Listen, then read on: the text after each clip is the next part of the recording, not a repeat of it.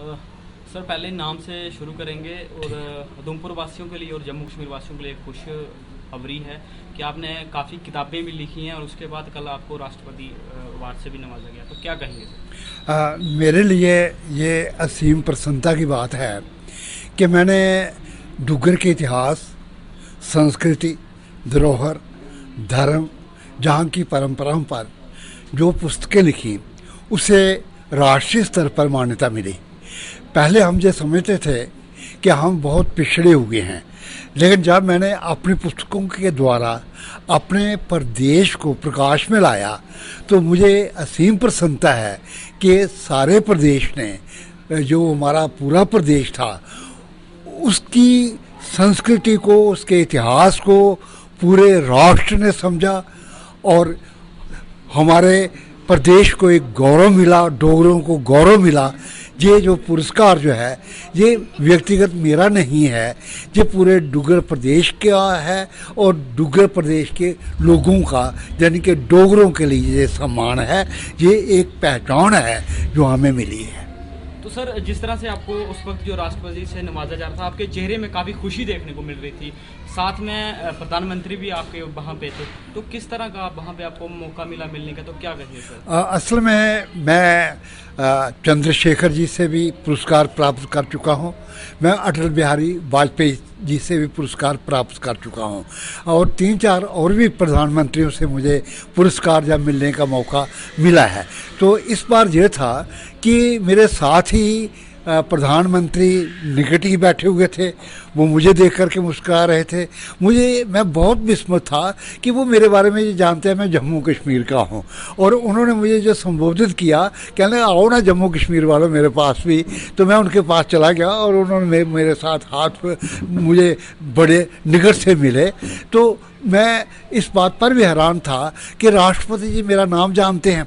जब मैं उनके मंच पर गया तो कहने लगे, नरमोही जी मैं आपसे बहुत प्रभावित हूँ। तो मैंने कहा मैं आपके व्यक्तित्व से प्रभावित हूँ।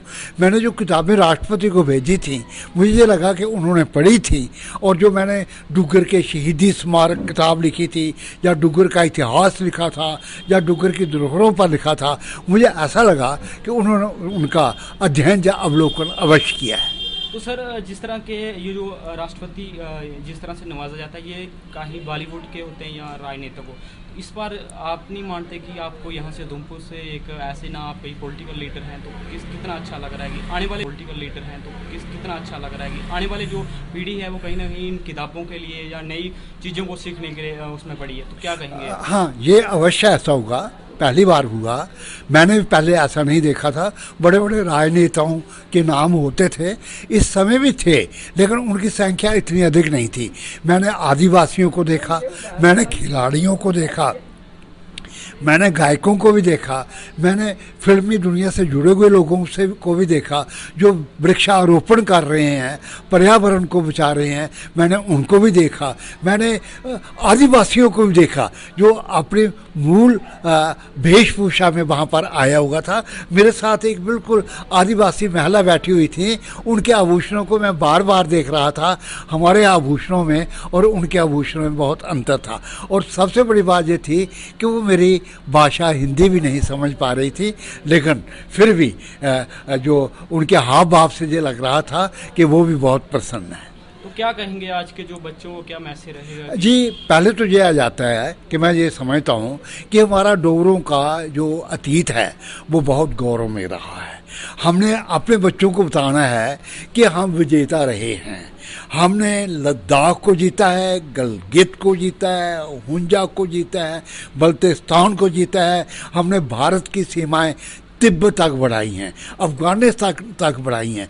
एक वीर योद्धाओं की जो है भूमि जो है ना वो डोगराज है। मैं जब धारचूला में ओम पर गया तो वहाँ पर भी मैंने वीर डोगरों को बड़े ये उत्साह के साथ खड़ी को देखा। मैंने पूछा भाई आप कहाँ के हैं, नाम क्या है? कहने कमल, मैं जगाणु का हूँ।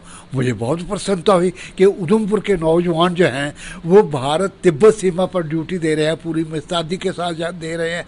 मैं धारचूला में था तो वहाँ पर काली नदी बहती है, तो काली नदी पर एक पुल था, तो पुल के पार आ जाता है कि ये बन जाता है नेपाल। तो वहाँ पर जो मैं पुल क्रॉस करने लगा, मैंने पूछा भाई आप कहाँ के हो? उन्होंने कहा हम रामसू के हैं, रामबन के हैं।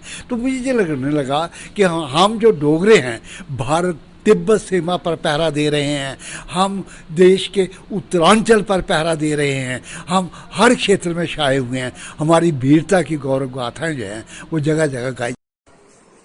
सारे बर्फी ने खिलाओ, लड्डू भी खिलाओ।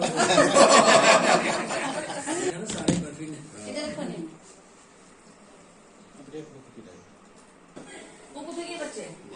देना थोड़े नेड़े होने ना। चलो